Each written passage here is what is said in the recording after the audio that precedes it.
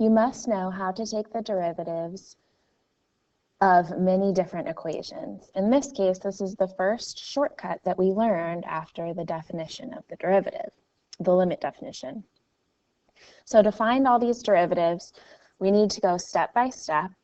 So a reminder, remember, you are always looking at the power, multiplying it down in front, and then subtracting 1. So the derivative, y prime, here is 6 times 3, 18, x. The power is 6 minus 1, which is 5, plus 20, x to the 4th, minus 12, x cubed, plus 1. The derivative of x is 1 because there is a 1 here and a 1 here. So 1 times 1 is 1. 1 minus 1 is 0, and the x goes away. Negative 9 times negative 2 is a positive 18. X, negative 2 minus 1 is negative 3. So that is our negative exponent. Then we have negative 3x to the negative 4. And then we have plus negative 4 and negative 5 make a positive 20. X to the negative 6. So that's our power rule. A couple things about powers. You have to know how to rewrite powers to be able to take accurate derivatives. So keep in mind that the square root of x can be written as x to the 1/2. So whatever is in the square root would go here, and you would have parentheses. So that's x to the 1/2.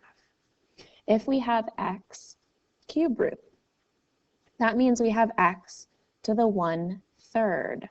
That's how we would rewrite that to take the derivative, because if we wanted the derivative, we would drop down the 1/3. X 1/3 minus 1 is a negative 2/3. Okay, so that's how we would have to take the derivative of that. When we have the 4th root of x, that would also be written as x to the 1/4. And when we look at this last one, you have a 2 and a 3. So when you write this as a fraction, the 2 is the top of your fraction and the 3 is the bottom, and that is the exponent. So if we wanted to take the derivative of that, we would have 2/3. X, 2/3 minus 1 is just a negative 1/3.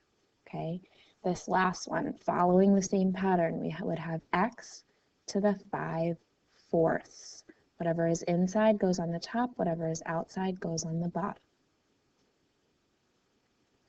Scrolling back up, if we look at these negative exponents, that is the other thing that sometimes people struggle with.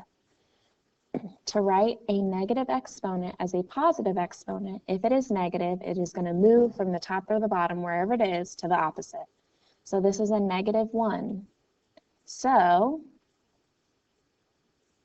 we have 1 over x to the 1st, which is really just 1 over x. When we have negative 2, we have 1 over x squared. Notice it went positive when I moved it. So that is your final answer. If you have x to the negative 3, that means 1 over x cubed.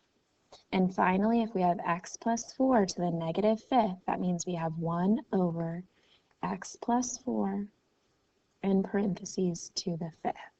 So keep in mind that we have all of these exponent rules and we have to use them while taking derivatives.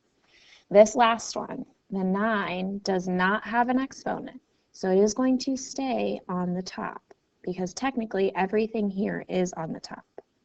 What's going to move to the bottom is what has a negative exponent.